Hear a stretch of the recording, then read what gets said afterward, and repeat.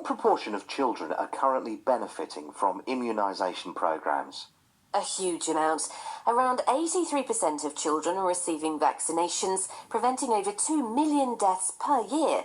This is due to an enormous push over the last 10 or 20 years to make sure that vaccinations are getting out to the poorest people and into the most isolated regions. Vaccination programmes have the widest reach of all public health programmes worldwide, and we've had great success. Measles is down 71% since 2000. The number of polio cases last year was just 223, so the eradication programme is well on its way to achievement. We've also made huge strides in our campaign to reduce tetanus. In the 1980s, there were 800,000 cases. Last year, there were less than 60,000. That's a great achievement. It is, and it's easy to sit back, rest on your laurels and think, great, what next? But the fact is, vaccinations are an ongoing process. If the momentum isn't maintained, if there isn't continued investment into these programmes, the number of cases will steadily rise again.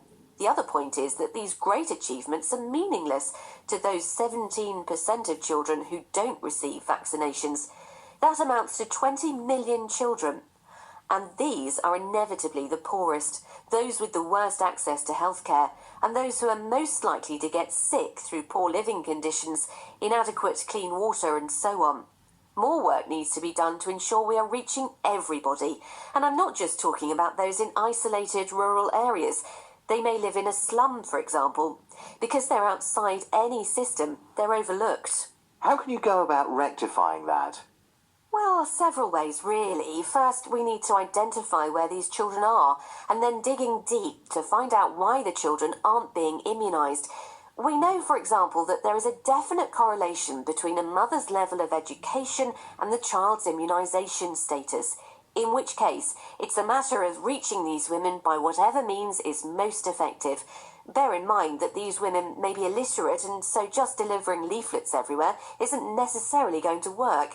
Or it could be a totally different reason. The health worker doesn't have time or money or transport to reach certain places.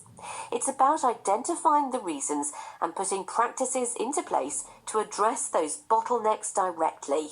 What else is your immunisation programme focusing on at the moment? Well as making sure vaccinations get out to people, we also need to pay consideration to the logistical aspect. It's not just about manufacturing lots of vaccines and training nurses to deliver them. These are vaccines. You can't just stick them in a cupboard until you need them. They need to be stored properly at specific cool temperatures. And factor into this the fact that poor countries often have unreliable power systems. That's why we've been doing a lot of work in the area of solar refrigeration to make them more reliable and affordable.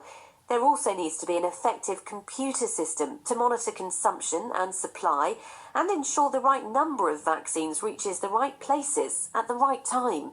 How can poorer countries keep the cost of vaccination programmes low? A very good point, and one which is at the heart of our work. Vaccinations can be acquired cheaply by using generic ones that do not go by a brand name, perhaps. But it's vital that all drugs are pre-qualified. That means that they've been tested and do what they say they will do. Counterfeit drugs are not uncommon, sadly, and so there needs to be a quality assurance procedure in place. But vaccination programmes are undoubtedly cost-effective on a national as well as a family level. Less money needs to be set aside for treatment, and it also reduces a country's Disability Adjusted Life Year, or DALY. That is, the numbers of years lost as a result of ill health and early death, as well as the loss of earnings, or, in the case of a child, the loss of education, to both the sick person and their carer.